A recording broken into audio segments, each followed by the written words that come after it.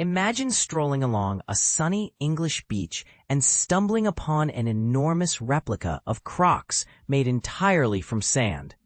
You pause, your eyes drawn by the sheer scale and playfulness of the sculpture. That's exactly how Mark Lewis, an unlikely sand artist, found himself thrust into local celebrity and social media buzz. But here's where it gets controversial. Lewis doesn't even think those famous Crocs are his best work. So what makes his story stand out? Mark Lewis's journey into sand art began not with ambitions of fame, but with humble, joyful afternoons at the beach with his sons, Ethan and Simeon. Equipped with plastic toy shovels and buckets, they decided to challenge themselves by attempting a recreation of Minas Tirith, the majestic city from The Lord of the Rings. That first serious effort, back in 2010 on the shores of Weymouth, England, marked the start of an exciting, constantly evolving hobby. Since then, Lewis, often accompanied by his son Ethan, has crafted well over 200 sand sculptures, ranging from beloved fictional characters like SpongeBob SquarePants and Darth Vader to surprising objects you might see every day, such as an oversized engagement ring or a detailed Fanta can. But it was those 3-foot-long Crocs, sculpted in May, that catapulted him to popularity in southern England. Beachgoers couldn't resist snapping selfies inside the gigantic Crocs and sharing them online. Lewis found himself featured on the BBC and suddenly had a following in the hundreds on social media. And this is the part most people miss. Lewis creates these masterpieces simply to spark moments of delight for strangers, not to chase acclaim. I just want to give people a reason to smile when they discover something unexpected on the beach, says Lewis, a part-time church minister. At 57, he sees his sculpting as a way to sprinkle a little happiness into the world, a sentiment that stands in subtle contrast to the competitive edge seen in professional sand sculpting circles. The creative spark started in the mid-2000s with simple family sandcastles, quickly escalating to ever more ambitious projects.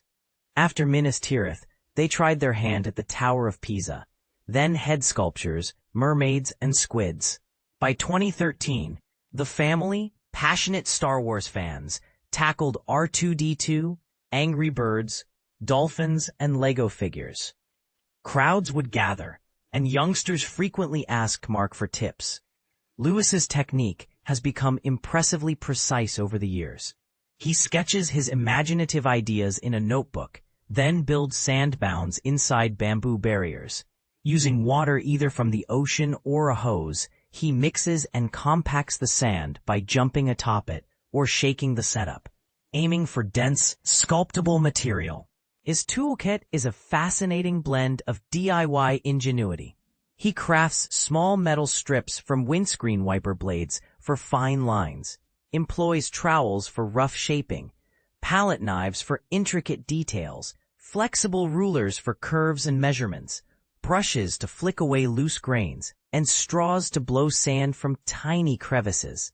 It's a mix of art and engineering that beginners might find surprising and inspiring. Lewis describes feeling completely absorbed in the creative process.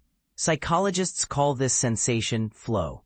Time melts away, and only reminders from his wife Jane, like "don't forget to eat," bring him back to reality. The scale of his projects is another wow factor. His tallest piece? A towering Saturn V rocket built with Ethan for the 50th anniversary of Apollo 11's moon landing, standing just a tad taller than both artists at 6 feet each. But ambitious efforts sometimes end in heartbreak and controversy.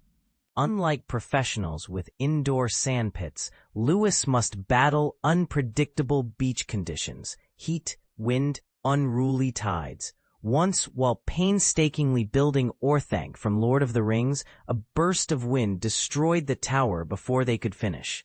On another occasion, he misjudged the tide's reach and watched helplessly as waves wiped away his sculpture. And this is a real point of debate in sand art. Should artists embrace or resist the fleeting nature of their work? Lewis is philosophical, saying he's happy as long as he gets a photo before nature or a playful beachgoer erases his creation. Sometimes he chooses to end the sculpture's life by jumping on it himself, a theatrical touch that invites viewers to question the permanence and purpose of art. Still, there are magical moments. In May 2024, Lewis and Ethan built a lion in Weymouth only to find it untouched the next morning. Later that year, they recreated Minas Tirith with incredible added detail, a testament to just how far their technique had come. With his online following surging after the Crocs hit, Lewis turned to his fans for inspiration, crowdsourcing ideas like flip-flops, iPhones, toasters, kettles, and even strawberries and cream. The iconic Wimbledon treat. Responding quickly, he built a home sandpit in York and recently created strawberries and cream with a spoon, sharing his process with appreciative followers. After each project, Lewis destroys the sculpture himself, jumping atop it in his trusty blue Crocs, the same pair he used to model his most famous work, leaving his backyard sandpit ready for whatever vision comes next. But here's what could spark some heated discussion. Is art's value defined by public reaction or by the artist's intention and joy? Do fleeting sand sculptures hold as much meaning as permanent works? And should Lewis pursue greater fame or continue sculpting for strangers' smiles? Where do you stand? Share your thoughts, your honest disagreements, or passionate support in the comments below. Your perspective might just change how we see sand, art, and happiness at the beach.